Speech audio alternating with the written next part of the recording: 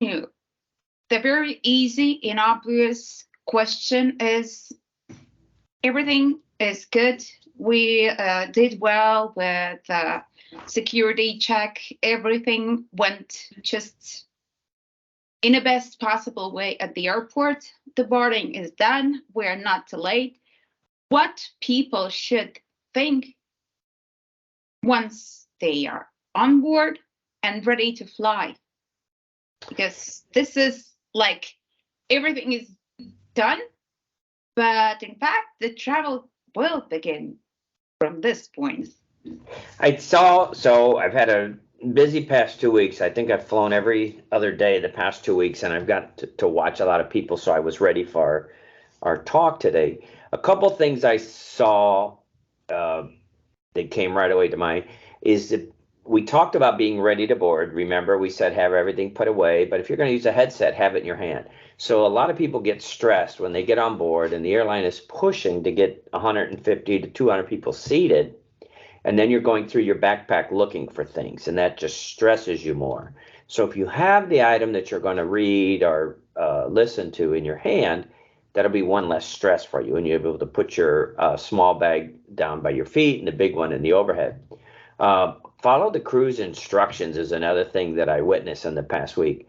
They were saying put your suitcase on your side. Every bin is different. Every airplane is different. So listen to the crew. What are they telling you? If your suitcase should be straight up and down or flat so that everybody can get their suitcases in.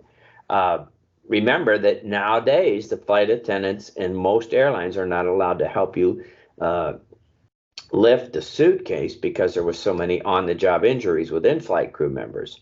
So pack accordingly so that it's not too heavy. And if it is, I recommend that you check it. And don't be disappointed when they can't help you, because a lot of in-flight crew members were hurting their backs and stuff. The next thing is really, I know we hear it, I heard it 10 times, the evacuation process in the event of an emergency, but every plane is different. So once you sit down and you relax for a second, look around and see where is the exit door. Where am I going to go in an emergency? I actually going to give a presentation next month here at Watts, and that's exactly what I'm going to talk about. What's your plan? When you get on the plane, what is your plan? In the event of an emergency, what am I going to do? Try to sit close to your family too. One of the things that you can imagine is if there was an emergency evacuation, if the children are a couple rows away or far away, or grandma, in an emergency, you're going to be more worried about them, and it's going to be really hard to get to them. So if you're all seated close that you can keep an eye on them, highly recommend that. Plan ahead for your flight. And then the last thing is dress for comfort. I know people like to wear sandals and slippers, but boy, if you have to evacuate, think about the plane that went down in the Hudson River. Sandals on them would be really tough to get around on an airplane. Slippers, the same thing. Dress for safety. What are you going to do if something happens? We should never get on a plane thinking something's going to happen, but we should always have a plan in our head. Just what if something happens? A big problem, I've seen that many, many times. There are guys who are boarding immediately. They have headphones and they're not listening. They're trying, to be in a bubble, to de-stress maybe, but in fact, there is no communication with them possible. Other passengers, if they want to ask something, maybe it's even a normal question, and so it creates a huge stressful situation. So in the same time, maybe we need this guy to participate in something, or to move, or maybe he took the seat what is not actually his. I mean, what would be your advice? How do you react? Because I saw people getting nervous. In a way, the whole plane is screaming in 2 seconds. What should we do to try, at least, not to put the fire immediately? Well, again, if you have the headphones in, you wouldn't hear the in-flight crew members' instructions in the event of Yeah, emergency. they hear exactly nothing. They're not there.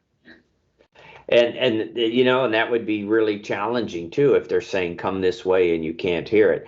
I think, once you get on, put the headphones on, but really during the boarding process, you should be paying attention to where you're going. What if they ask you to stop because there's, another passenger ahead of you that maybe needs more assistance?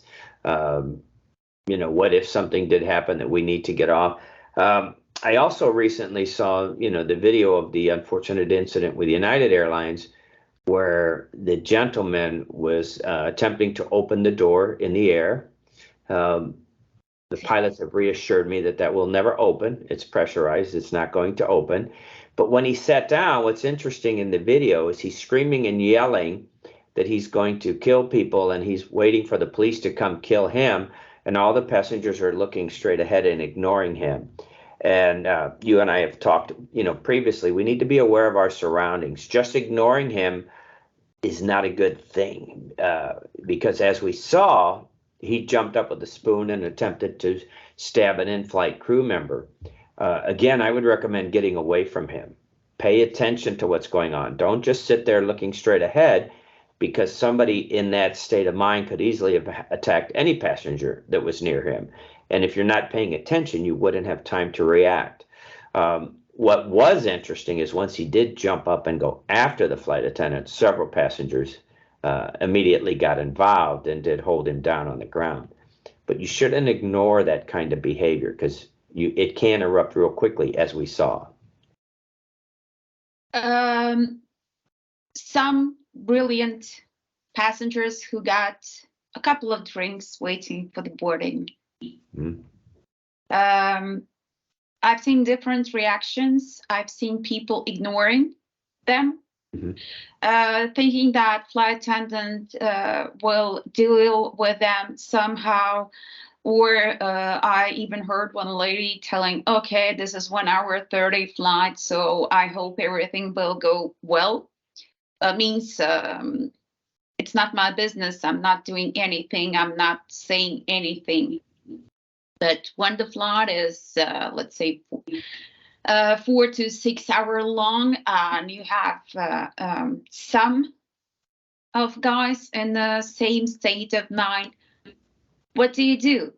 Some of them are just laughing. Some are aggressive. It's hard because people traveling with kids, they are trying to be nice and asking them to calm down and so on. Who's responsible and what is the best way to do? Well, there is a process in place. It's supposed to begin at the boarding.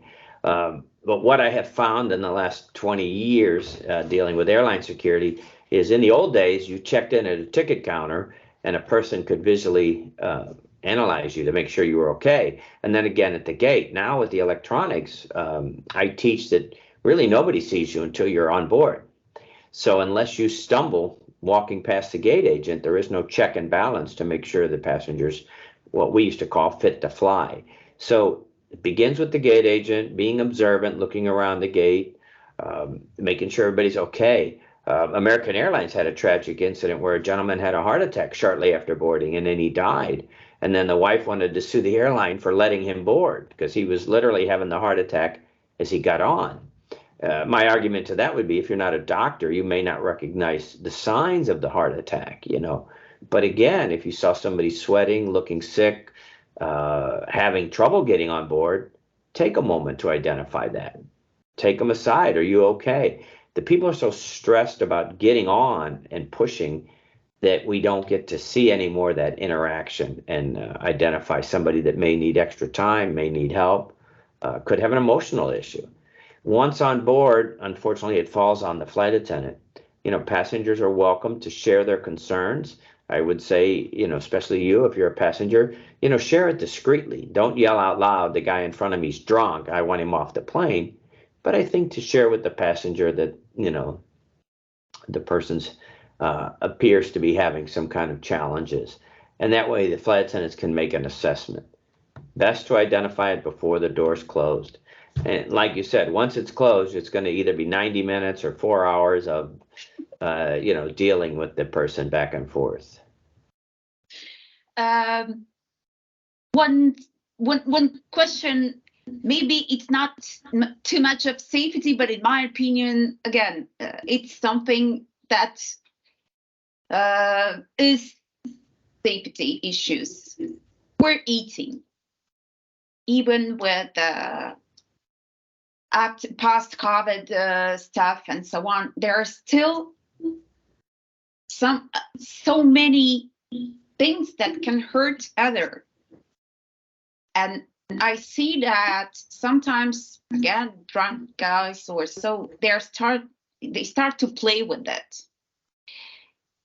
It's hard not to tell and not to scream, because as you told, just a lot of guys are screaming to the flight attendant, hey, this one, I want him, take another seat, get off when you're 1,000 feet, so obviously he will not get off. Are there any special rules for crew members? What exactly they can do if they see that someone is not really the best passengers on this flight? Well, the first thing is to speak to them, what they call verbal judo. I like to use the analogy you're playing poker. So the in-flight crew members holding, the aces, all four aces. So you don't have to say to the passenger, if you don't behave, you'll be arrested. You never want to threaten anybody. As another passenger, you don't want to threaten and say you're going to be arrested. But what the flight attendant can say is you have to comply with the rules and regulations of the airline, and I'm asking you nicely. And if they ask them twice and they don't comply, then they issue what they call a cease and desist card. It's a little letter that says you're in violation of the federal regulations. And if your behavior continues, punishment, can be forth. Never show your aces. Keep the aces hidden. If they're going to get arrested, they'll find out when they land and the police get on the plane. But you have to talk to them in a firm voice. Try to discourage other passengers from getting involved in the argument, because I'm sure you've seen that on a plane, that then they take their anger out on the other passengers. The other thing I tell in-flight crew members is never say the captain wants you off the plane, because the anger from the person will then go towards the captain. And we've seen in the last year people get up and go to the cockpit door and try to get in because they wanted to talk to the captain. So you just told one thing, what was my next question. How do you prevent those massive screaming and yelling and passengers who are getting angry, and when it grows, they don't even remember what was the point where everything started. So it becomes a huge bunch of stressful people screaming and yelling, and this is not the safe way to fly, because how many flight attendants you have per flight? They cannot deal with dozens of yelling, and if it's a fight, it's even worse. What to do? Well, there's a couple things you can do. First off, we tell the in-flight crew it's not their job to get involved and physically, restrain anybody that's going to hurt them. You can ask for help from able-bodied passengers, people on board. Please help me if you have to restrain them.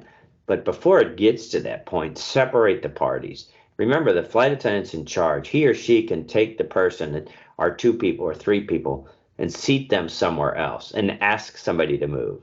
And at that point, it's not customer service. It's, Miss Tatiana, would you please move up to row 10? We're putting somebody else here. So that's what I would do. Move the passengers further apart until you land, and have law enforcement waiting when you land so that there's no issues if they get off. If it becomes physical, that's when you ask for other people to help. Because as you said, most flights have, three to four for domestic flights and maybe 9 or 12 for an international flight. We don't want in-flight crew members getting hurt. We don't want passengers getting hurt. But if you get enough, able-bodied passengers to assist, hopefully the person will see that we're taking it seriously and we are going to restrain them until we land. Because as you told, a lot of people have no reaction at all. Some of them, instead of having constructive reactions, are starting to threaten, screaming, yelling, telling that immediately there will be a fighter and they will take him and whatever. It doesn't help.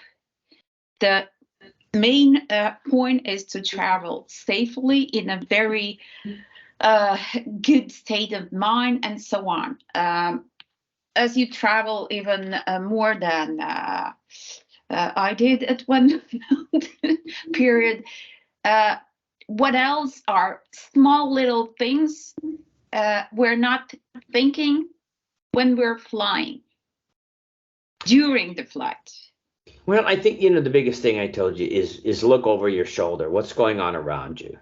If there is something brewing, you may want to know about it before it boils over. Think about like a teapot. If you hear a little talk in the back of you, get up, go to the in-flight crew member and say, hey, there's something going on and it's getting worse and they're getting louder. Let's try to prevent it. I always teach the crew members, talk softly. There's nothing that aggravates somebody that's screaming more than if you're talking softly but firmly. Don't get involved in the shouting match, because then it just gets more escalated. And the other thing is keep your things put away. If you see it's getting out of hand, a possible fight, don't have your laptop on your lap, because you need to be able to react and move and get out of the way if somebody does become violent. I don't want you hurt with your own laptop or tangled up with your own headphones. So pay attention to what's really going on around you.